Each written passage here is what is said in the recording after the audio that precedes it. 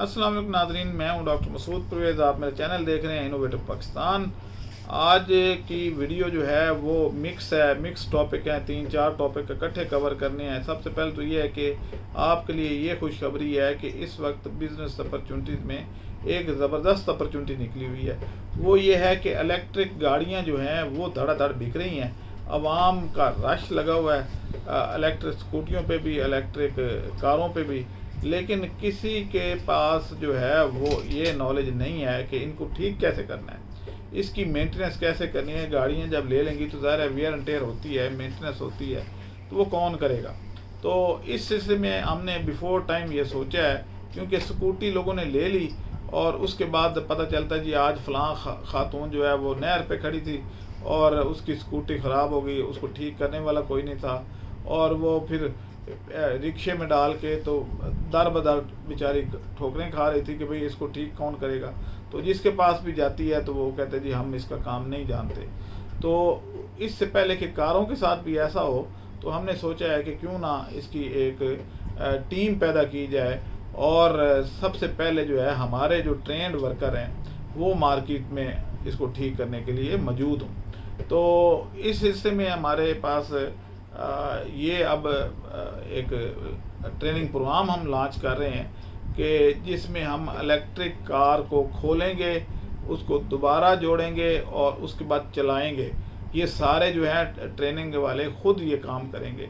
उसमें क्या क्या प्रॉब्लम आ सकते हैं, बैटरी कौन सी लगेगी, कितने वोल्ट की लगनी चाहिए, चार्जर कितने वोल्ट का होना चाहिए, मोटर की पावर क्या होनी चाहिए, मोटर की पावर अगर कम हो जाए तो क्या मसला हो सकता है, अगर उसके अंदर करंट नहीं जा रहा तो क्या मसला हो सकता है, कंट्रोलर के क्या क्या फॉल्ट हो सकते हैं, वो ये सारी चीज़ें आपको सिखाएंगे।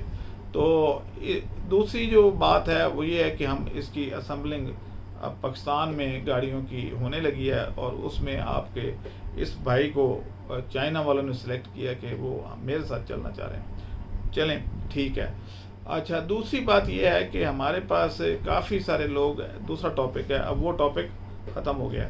दूसरा टॉपिक क्या है कि हमारे पास काफ़ी लोग इस वक्त आ रहे हैं कि जी अरंड की काश्त करनी है तो ये बताएं कि इसका सीज़न है या नहीं है। तो जनाब इसका सीज़न अब तकरीबन ख़त्म हो गए हैं सब। अब तो मौसम अपनी रूटीन से बदल चुके हैं।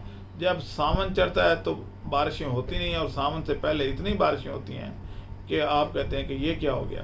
तो सावन से पहले भी सावन हो जाता है, तो प्री मानसून जिसको कहते हैं, वो भी प्री मानसून सावन से पहले सावन को कहते हैं। तो अब जब भी बारिशें हों तो आप इसको लगा दिया करें, ये ग्रो कर जाता है। तीसरी बात यह है कि गर्मियों में इसकी जर्मिनेशन के लिए नमी ज़रूरी है, तो वो नमी जो है वो बरकरार रखें।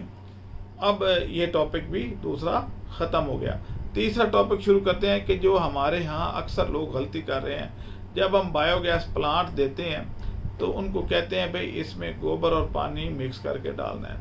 अब जब पहली दफ़ा क्योंकि ज़्यादा स्टॉक चाहिए होता है तो वो क्या करते हैं कि वो गोबर, खुश्क गोबर और पानी मिक्स करके उसमें डालते हैं, जिसकी वजह से वो पाइप के अंदर स्टक हो जाता है और वो अंदर ही नहीं जाता। तो हालांकि 2 इंच का पाइप लगा हुआ है, खैर अब हम उसको 3 इंच का करने लगे हैं। तो वो जो अंदर नहीं जाता वो इसी वजह से नहीं जाता कि आपने खुश्क गोबर इस्तेमाल किया। अगर आप गीला गोबर इस्तेमाल करें तो कभी भी वो नहीं रुकेगा। वो कभी पानी भी रुका है तो वो जब अच्छे तरीके से हल पजीर हो जाएगा तो वो अंदर चला जाएगा। ये इसकी एक निशानी होती है।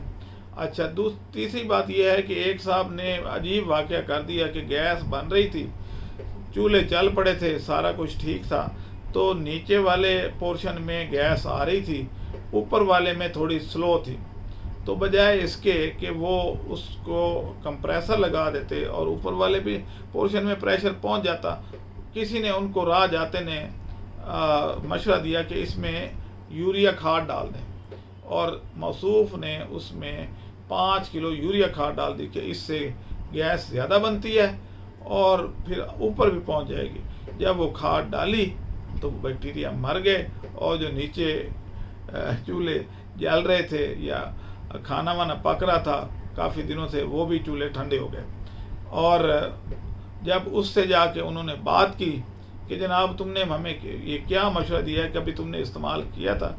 कहते इस्तेमाल तो मैंने भी नहीं किया था और मुझे किसी ने बताया था, तो वैसे मैंने ये सुनी सुनाई बात आपको की है, तो अब ये अल्लाह की मर्जी, यानी अल्लाह पे डाल दिया, गलती खुद और अल्लाह पे डाल दिया।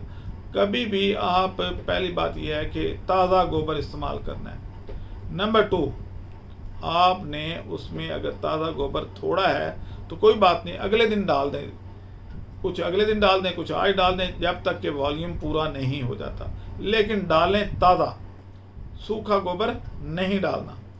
दूसरी बात यह है कि कभी भी राह जाते बंदे के कहने पे अपने उस बायोगैस रिएक्टर के अंदर कोई चीज़ और ना डालें, हमारे से रब्ता कर लें, हम आपको बताएंगे कि अगर डालना भी है तो क्या डालना है। तो खैर, यूरिया डाल के तो आप भी अपना बर्बाद मत कीजिएगा, आप इस बात को जहन में रखिएगा। तीसरा ये है कि जैसे ही हमारे ये चाइनीज़ आ रहे हैं चाइना से लाहौर, तो हमारा उनके साथ MOU साइन होता है, तो फिर हम ट्रेनिंग प्रोग्राम अनाउंस कर देंगे और EV इंजीनियर जो हैं वो बनाना शुरू कर देंगे। प्रैक्टिकल, टोटल ट्रेनिंग प्रैक्टिकल होगी, थोड़ी सी थ्योरी होगी कि जिसमें आपको बताएंगे कि भाई ये वोल्ट जो हैं ये क्यों इतने चाहिए, चार्जर के ज़्यादा वोल्ट क्यों रखे जाते हैं, लिथियम आयन बैटरी के क्या फ़वायद हैं। वैसे तो लिक्विड बैटरी जो है वो लेड एसिड बैटरी से भी चल तो पड़ती है, लेकिन वो क्यों नहीं लगाई जाती, वजह क्या है, तो ये सारी चीज़ें आपको पढ़ाएंगे और उसके बाद सिखाएंगे और फिर आपने गाड़ी को असम्बल भी करना है।